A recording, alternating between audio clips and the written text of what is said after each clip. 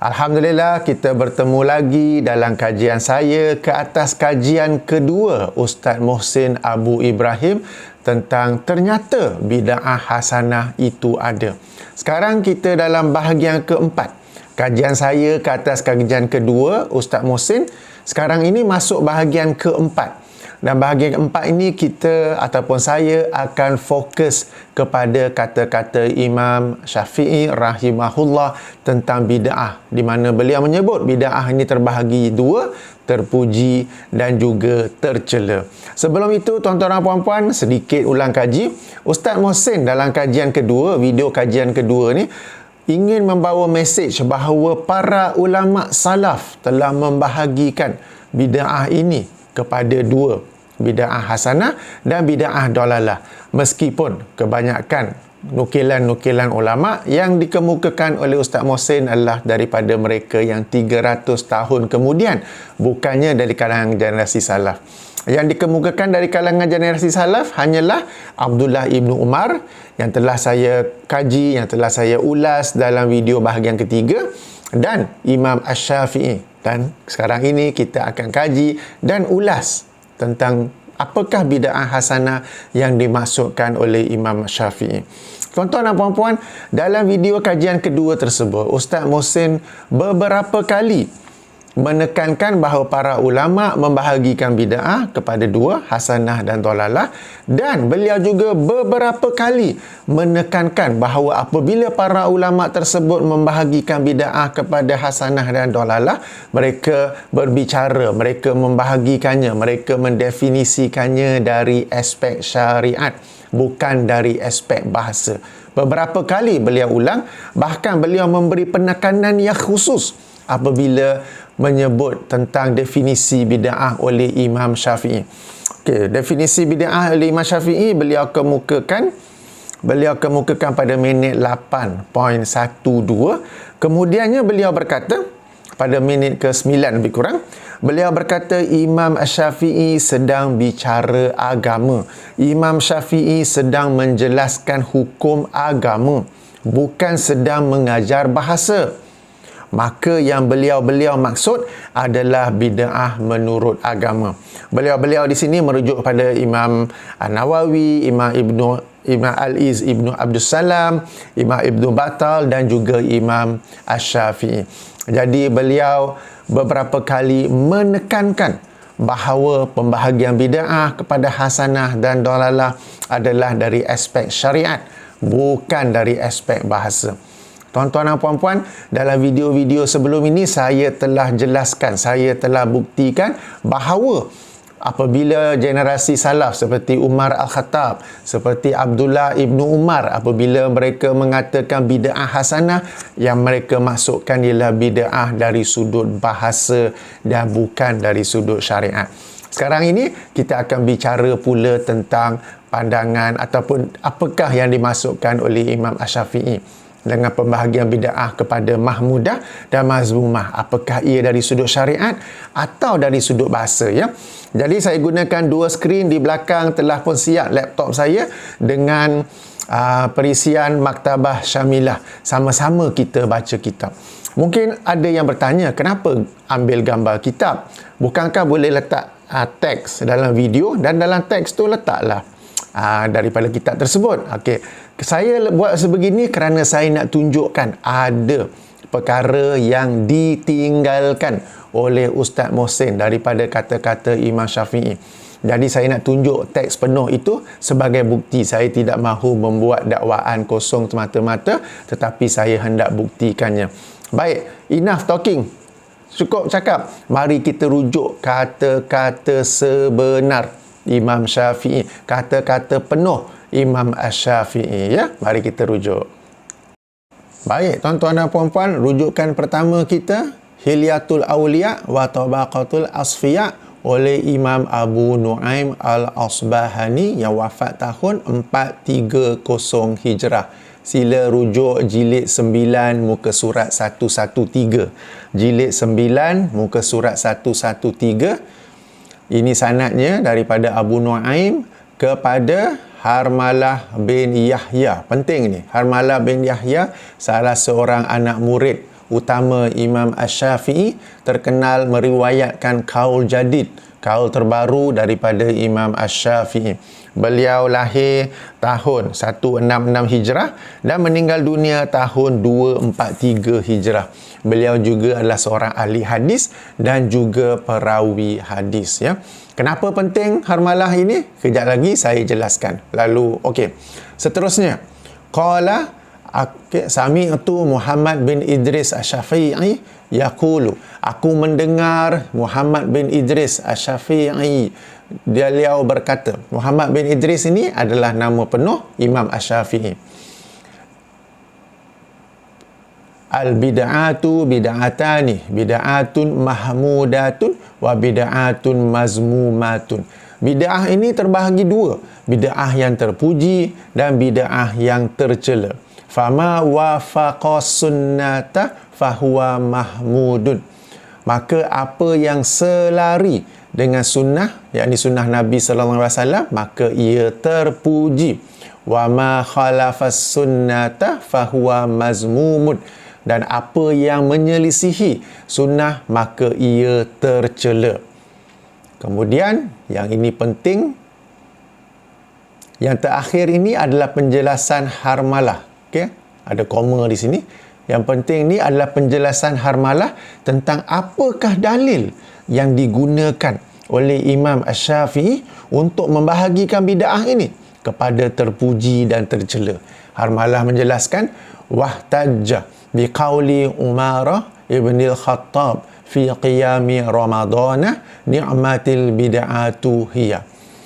Imam Asy-Syafi'i berhujah dengan kata-kata Umar bin Khattab dalam qiyam Ramadan, yakni solat tarawih dalam bulan Ramadan, sebaik-baik bid'ah adalah ini. Tuan-tuan dan puan-puan, rangkap yang terakhir ini sangat penting kerana ia menjelaskan apakah dalil yang digunakan oleh Imam Syafi'i untuk pembahagian bid'ah tersebut dan apakah pembahagian itu dari sudut syariat atau dari sudut bahasa. Sebelum ini telah saya jelaskan dalam video bahagian kedua yang berjudul Maksud Bid'ah Hasanah di sisi Umar dan juga generasi salaf, bahawa generasi salaf apabila mereka menyukai sebahagian bid'ah, yang mereka maksudkan adalah dari sudut bahasa, bukan dari sudut syariah. Sudah tentu sebab sama-sama kita tahu bahawa Umar melaksanakan solat tarawih dengan satu jemaah dan satu imam. Lalu beliau berkata, inilah sebaik-baik bid'ah. Padahal itu bukan bid'ah. Memang ada solat tarawih berjamaah pada zaman Nabi. Lalu yang dimaksudkan oleh Umar adalah dari aspek bahasa. Ia adalah satu yang baru pada zaman beliau, tetapi memiliki asal secara spesifik, secara terperinci daripada sunnah Rasulullah sallallahu alaihi wasallam. Maka ia adalah bid'ah yang baik, tetapi dari sudut bahasa, bukan dari sudut syariat.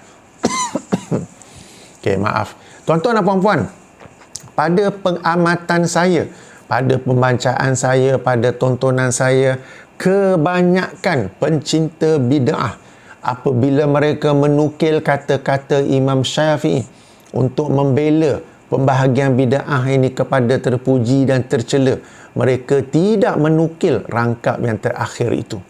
Termasuklah juga Ustaz Mohsin. Ya, baik para penulis, baik para ustaz di Malaysia maupun di Indonesia, kebanyakannya yang saya temui apabila mereka menukil kata-kata Imam Syafi'i ini, mereka meninggalkan rangkap yang terakhir itu. Sebab rangkap terakhir itu sangat-sangat tidak membantu penghujahan mereka. Berbeza dengan para ustaz baik Malaysia maupun Indonesia yang mencintai sunnah, yang membela sunnah dan membasmi bid'ah. Apabila mereka menukil kata-kata Imam Syafi'i ini, mereka akan menukil juga penjelasan oleh Harmalah di bahagian akhir itu. Ya, tuan-tuan dan puan-puan, perkara ini penting ya, sebab rangkap terakhir itu, saya ulangi sekali lagi, ia tidak membantu. Ia tidak membantu penjelasan ataupun penghujahan para pencinta bid'ah. Mereka ini kononnya hendak mengikuti Imam Syafi'i, hendak berdalil dengan kata-kata Imam Syafi'i tetapi tidak amanah dalam menukil daripada Imam Syafi'i. Memang secara zahirnya itu bukan kata-kata Imam Syafi'i tetapi kata-kata Harmalah. Tetapi Harmalah ni bukan sebarangan orang.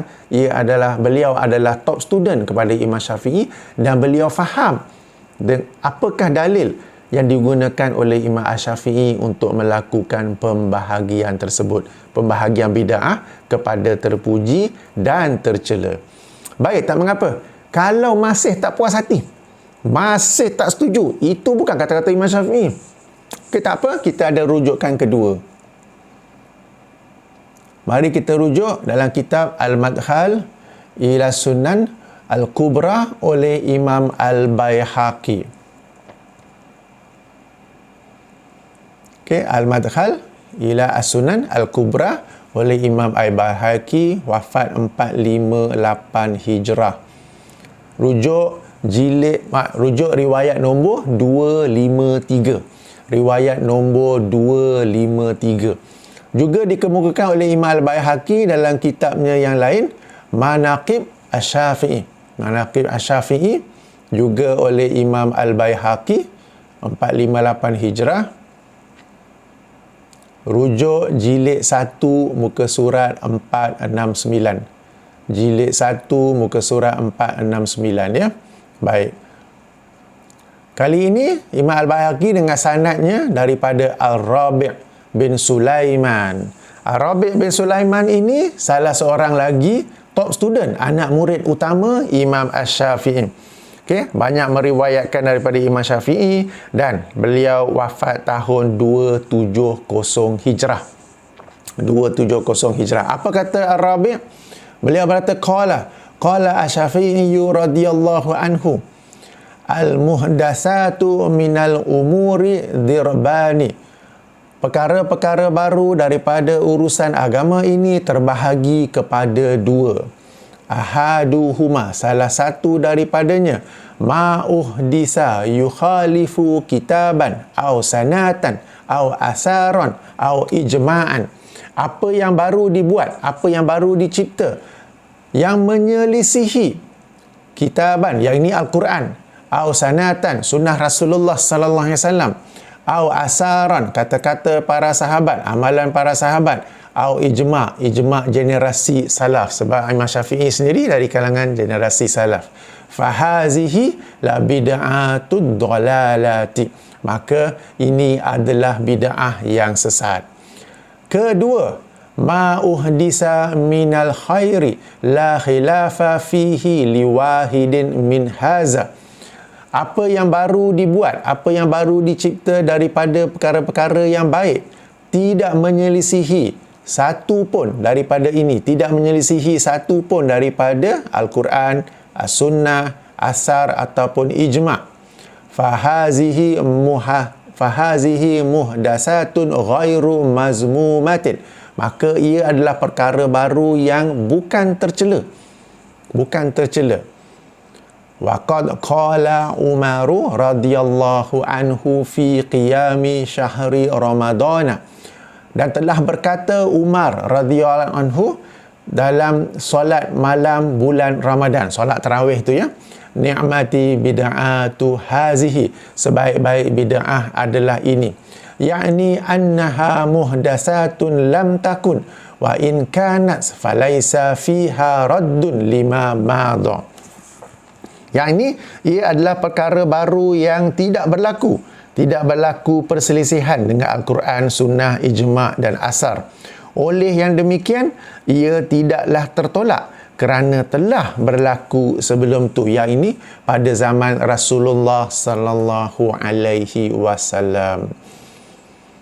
Okay, dan kali ini adalah kata-kata Umar ya, bukan lagi tokok tambah penjelasan daripada anak murid, tetapi kali ini adalah kata-kata Imam Asy-Syafi'i sendiri yang menjelaskan apakah dalil yang beliau gunakan untuk bahagikan bid'ah ini kepada terpuji dan tercela. Ia bukan lagi penjelasan anak murid beliau, tetapi kata-kata Imam Asy-Syafi'i sendiri. Okay, dan dinukil oleh Imam Al-Baihaqi ini juga seorang imam besar dalam mazhab Syafi'i. Ya, seorang imam besar yang banyak menghimpun hadis-hadis yang dijadikan pandangan, dijadikan hukum oleh Imam Asy-Syafi'i.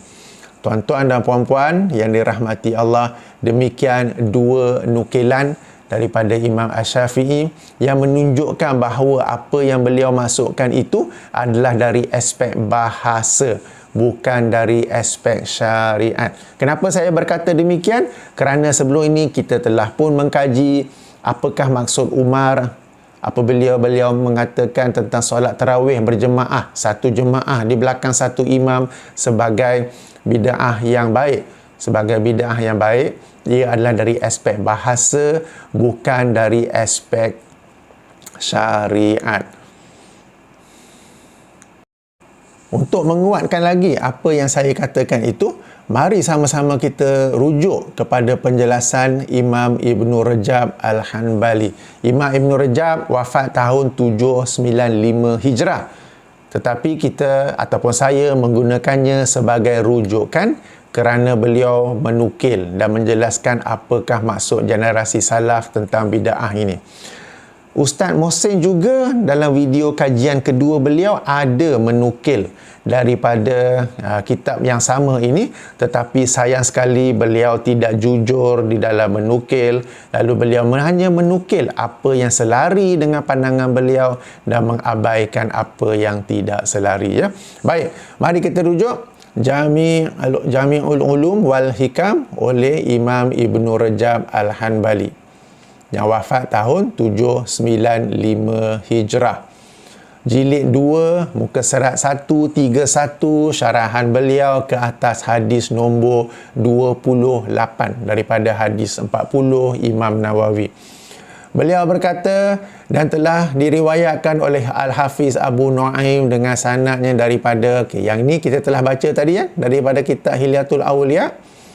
Qala sami'tu Syafi'i sekian dan lihat ya, Imam Ibn Rajab pun nukil secara penuh. Rangkap yang saya kata diabaikan, ditinggalkan oleh Ustaz Mohsin, ditinggalkan oleh lain-lain ustaz para pencinta bid'ah. Tetapi sebab kalau nak katakan itu bukan kata-kata Imam Syafi'i, itu penjelasan anak murid dia. Tengok Imam Ibn Rajab pun beliau menukil rangkap yang terakhir itu. Seterusnya beliau menjelaskan apa yang dimaksudkan ya. Sama-sama kita baca. Wa muradu Syafi'i rahimahullahu ma zakaranahu min qabl. Dan yang dimasukkan oleh Imam Asy-Syafi'i rahimahullah adalah apa yang telah kami sebut sebelum ini. Okey, daripada sebelum ini lagi Ibn Rajab telah menjelaskan tentang perkara ini, telah pun saya baca sebelum ini juga ya. Telah pun saya baca sebelum ini, boleh rujuk dalam video sebelum ini.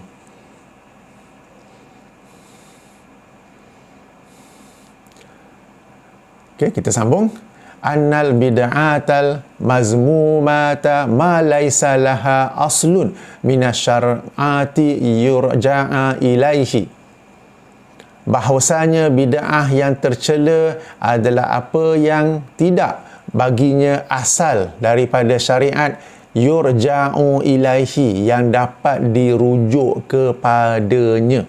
Wahiyal bid'atu fi itlaqi syar'i, dan itulah bid'ah yang dimasukkan dari aspek syariat. Wa ammal bid'atul mahmudatu fama wafaqas sunnata, yakni ma kana laha aslun minas sunnati yurja'u ilaihi. Dan ada pun bid'ah yang terpuji, maka apa yang selari dengan sunnah, yang ini apa yang baginya terdapat asal daripada sunnah yang dapat dirujuk kepadanya. Wa innama hiya bid'atun lughatan la syar'an. Saya highlight di sini.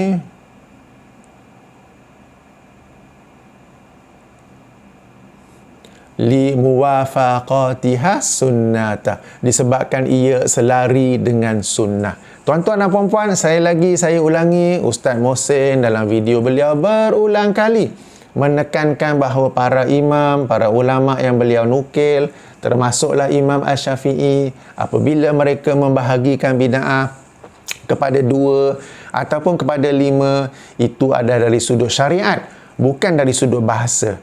Itu adalah dari sudut agama, bukan dari sudut bahasa. Bahkan beliau berkata, saya nukilkan sekali lagi, Imam Asy-Syafi'i sedang menjelaskan hukum agama, bukan sedang mengajar bahasa.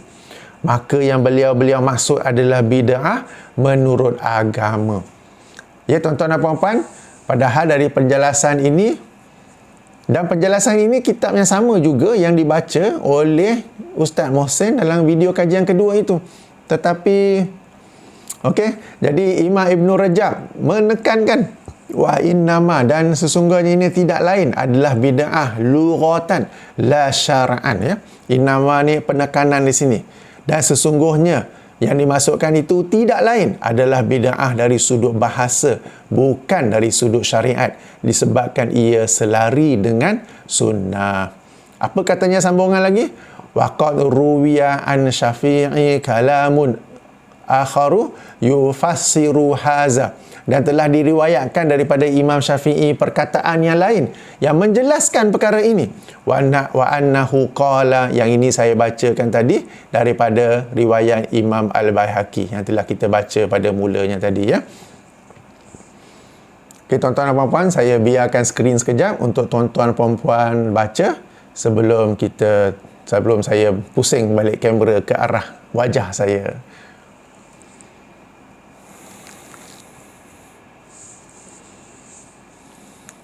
Baik tuan-tuan dan puan-puan, demikianlah nukilan sepenuhnya daripada kitab yang sama dirujuk oleh Ustaz Mohsin tentang kata-kata Imam Asy-Syafi'i. Pertama, kitab Hilyatul Auliya. Ada penjelasannya daripada anak murid Imam Asy-Syafi'i tentang apakah dalil yang digunakan oleh Imam Asy-Syafi'i untuk membahagikan bid'ah kepada 2. Nukilan yang seterusnya adalah daripada kitab Imam Al-Baihaqi yang juga menjelaskan dengan lebih lanjut, dan kali ini Imam Syafi'i sendiri menerangkan bahawa hujahnya adalah kata-kata Umar yang membahagikan bid'ah itu kepada baik, ya. Dan kemudiannya saya telah jelaskan bahawa yang itu dimasukkan adalah dari sudut bahasa. Tapi mungkin ada yang tak percaya, kan? Saya telah bawa kata-kata Imam Ibn Rajab Al-Hanbali daripada kitab yang sama yang juga dirujuk oleh Ustaz Mohsin, ya, yang mana beliau menerangkan dan beliau memberi penekanan bahawa yang dimasukkan oleh Imam Syafi'i tidak lain, ya, pembahagian bid'ah mahmudah itu tidak lain adalah dari sudut bahasa dan bukan dari sudut syariat. Tuan-tuan dan puan-puan, perkara ini sangat penting supaya kita tidak membuat fitnah ke atas Imam Asy-Syafi'i. Kononnya beliau membahagi bid'ah kepada 2, lalu orang-orang zaman sekarang yang tak faham, mereka membuat bid'ah yang dilarang oleh syariat Islam. Bila ditegur, mereka akan kata, Imam Syafi'i kata boleh, ada bid'ah terpuji, ada bid'ah hasanah. Mereka tidak faham apakah bid'ah hasanah, apakah bid'ah terpuji yang dimaksudkan oleh Imam Asy-Syafi'i. Saya bagi contoh untuk membantu kefahaman tuan-tuan dan puan-puan semua. Baik, di tempat saya ni,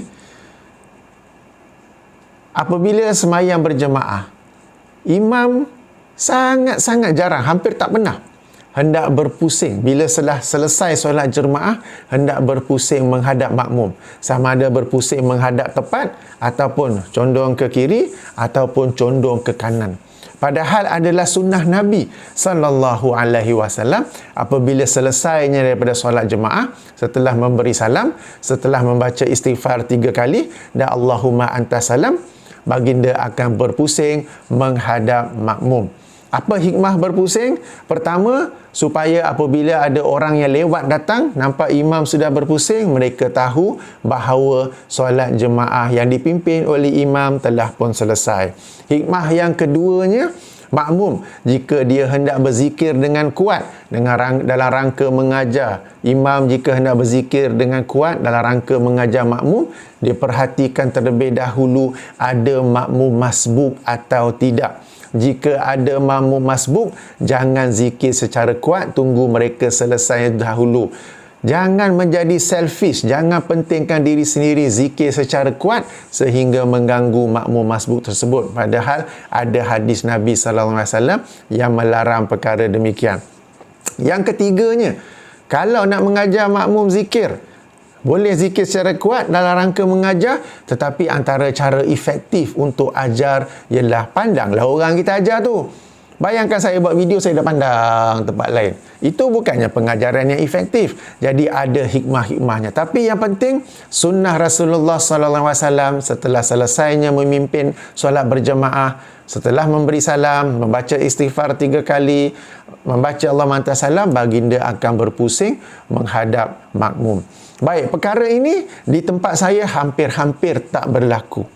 Tiba-tiba, satu hari saya pergi solat subuh, katakan imam selepas selesai solat, setelah selesai astagfirullah 3 kali dan Allahumma anta salam, beliau berpusing menghadap makmum. Maka saya berkata ini adalah sebaik-baik bid'ah. Tapi yang saya maksudkan itu adalah dari sudut bahasa, bukan dari sudut syariat. Ia adalah bid'ah pada waktu itu kerana tidak dilakukan, tiba-tiba ada orang buat. Jadi ia adalah perkara yang baharu. Tetapi ia adalah satu nikmat, ia adalah sebaik-baik bid'ah. Kenapa? Kerana ia selari dengan sunnah Nabi sallallahu alaihi wasallam yang telah sekian lama ditinggalkan.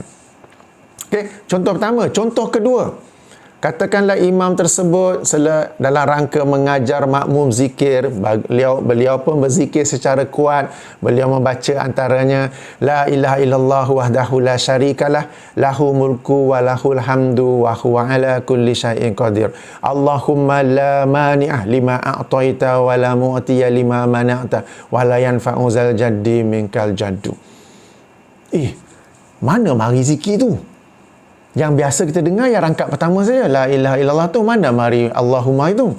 Padahal yang itu ada dalam hadis-hadis Nabi, ada dalam sahih Muslim, tetapi telah sekian lama tidak diamalkan, sehingga kalau ada imam yang mengamalkannya mesti ramai yang terpandang dan terkejut. Tetapi kalau kita tahu ia memiliki asal pada sunnah, maka katakan saya yang mendengar tersebut, maka saya berkata itu adalah sebaik-baik bid'ah. Tetapi bid'ah dari sudut bahasa, kerana ia adalah perkara yang baru pada waktu ini. Ia bukan bid'ah dari sudut syariat, kerana itu memang zikir yang dibaca, antara zikir yang dibaca oleh Rasulullah sallallahu alaihi wasallam selepas solat fardu. Katakan selepas itu, setelah habis zikir, imam memimpin doa secara berjemaah selepas solat fardu. Maka saya kata itu adalah bid'ah yang dilarang oleh syariat. Kerana apa? Kerana ia tidak ada asal untuk dirujuk pada sunnah Nabi secara spesifik. Sebab berdoa memang dianjurkan oleh Nabi. Berdoa selepas solat bolehkah? Tetapi memimpin doa berjemaah, itu adalah bid'ah. Itu adalah sesuatu amalan yang telah menjadi satu kebiasaan masyarakat kita, sampai-sampai kalau ada imam yang tidak baca doa, orang akan jeling-jeling pula. Okey, itu adalah bid'ah yang dilarang oleh syariat. So kenapa? Sebab ia tidak ada asal untuk kita rujuk dalam sunnah Nabi. Secara sebahagian, secara umum ada, sebab memang dianjurkan untuk berdoa. Nabi pun pernah memimpin doa kunut nazilah, doa ketika khutbah Jumaat, doa ketika meminta hujan, solat istisqa.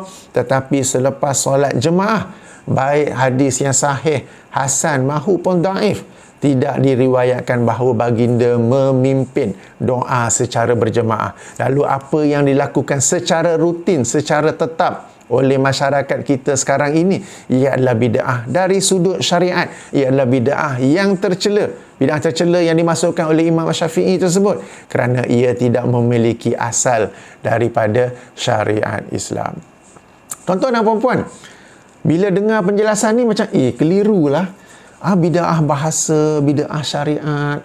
Sebab itulah, atas sebab kekeliruan ini, dan kekeliruan ini bukan saja berlaku di kalangan orang awam, tetapi juga berlaku di kalangan sebahagian ustaz-ustaz.